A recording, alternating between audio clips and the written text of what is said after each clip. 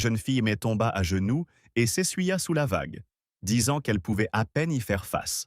Le roi démon, quant à lui, ne s'est pas arrêté et a demandé si c'était tout ce qu'elle pouvait faire. La fille a regardé l'homme et sa fille et a dit que maintenant elle avait enfin compris le jeu. Ils ont regardé tout cela avec surprise et n'ont pas compris ce qui se passait sous leurs yeux. La fille a commencé à se lever et à se dépoussiérer avec les mots. Et le fait que le roi démon est maintenant sous son contrôle et qu'ils sont tous en sécurité, elle a également dit qu'elle est l'un des héros de l'association, et son nom est Anna. Elle leur a ensuite remis une sorte de document, et leur a demandé de signer qu'ils étaient satisfaits de ses services.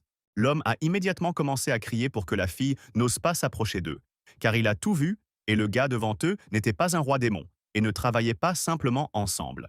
La fille a immédiatement commencé à s'excuser, et a demandé ce qui ne convenait pas exactement à l'homme et à sa fille dans cet incident. Et l'homme a dit pendant ce temps que c'était juste un jeu stupide. Le roi démon a ri et a dit que le jeu de la fille était tout simplement terrible. Elle l'a regardé avec colère et lui a demandé de se taire parce que tout cela était de sa faute. La fille a dit avec un sourire qu'il n'y avait pas beaucoup de méchants et qu'elle était de bas rang et que tous les points lui seraient utiles. Alors ils essaient juste d'augmenter leur rang et de devenir de vrais héros. La jeune fille lui tendit un sac de pièces et lui dit qu'il mériterait peut-être une récompense. Il nia aussitôt, affirmant qu'il y en avait trop. La jeune fille dit aussitôt qu'ils avaient absolument besoin d'argent. Après tout, ils étaient pauvres, dit-il en réfléchissant un instant, puis en réfléchissant.